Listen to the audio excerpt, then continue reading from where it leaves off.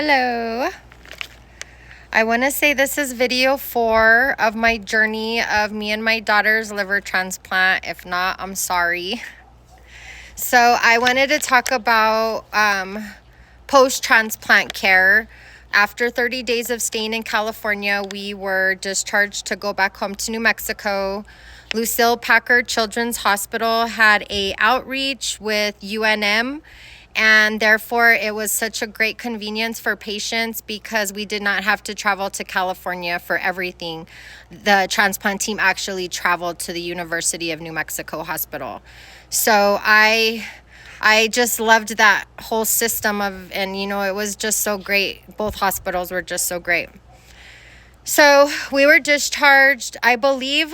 I don't know exactly how many times. Now she's at labs every 3 months for the rest of her life. You cannot ever skip your labs because if something's going on or wrong with your liver, you won't notice. You won't notice until it's too late.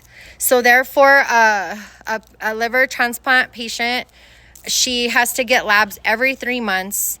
And they monitor her liver and other functions, other viruses, because again, her immune system's asleep.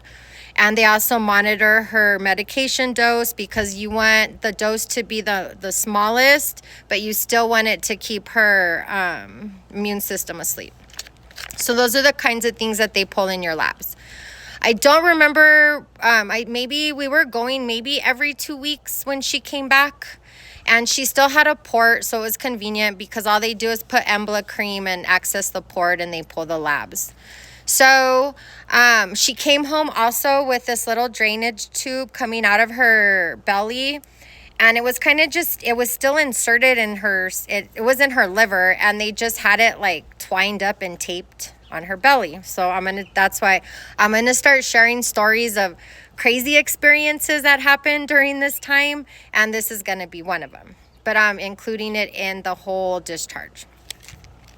So we were home. I was very scared, nervous. I wouldn't let any animals near her. Like, I was just a clean freak because you're just like, you're like, you think her immune system's asleep, but you can still be healthy even if your immune system is asleep, because there's two different parts of your immune system, and the one that's asleep, being healthy like this, does not interfere with that. So that's just another reason why.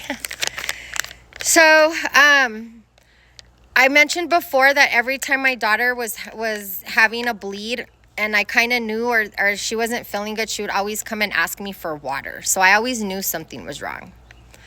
I think we had just been home a couple weeks. Everything was going good with her.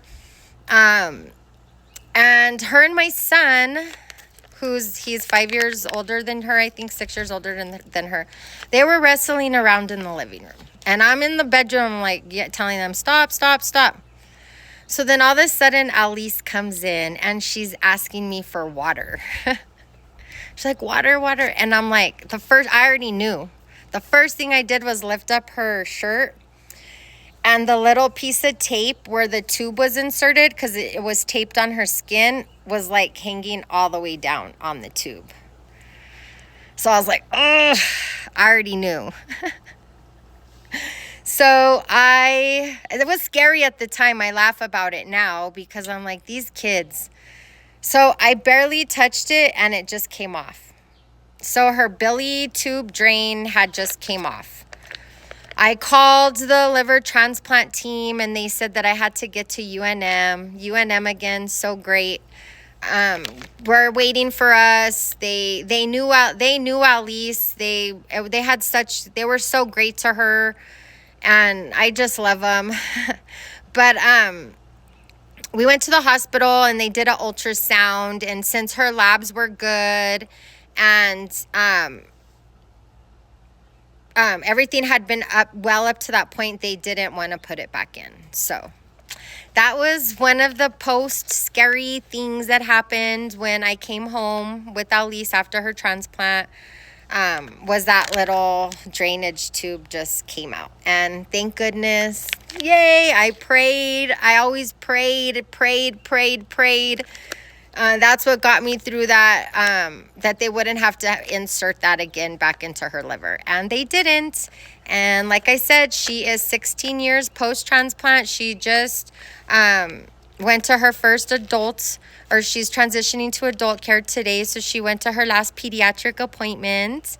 And follow my page. I don't want to make this one too long because a lot of them are really long.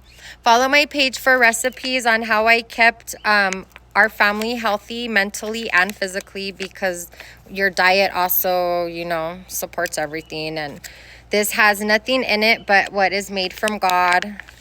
There's no artificial flavoring. I just learned how to mix it and know it's not straight juice. I use a base, and then I use different amounts of what I put in here depending on what the sugar content is. So follow me. Thank you for following me if you are, and have a great day. And especially if you're a parent and you're scared and nervous, I'll keep posting on here because you will get through this, and you'll be looking back at it like me now and thanking God that you survived. Bye. Have a good day.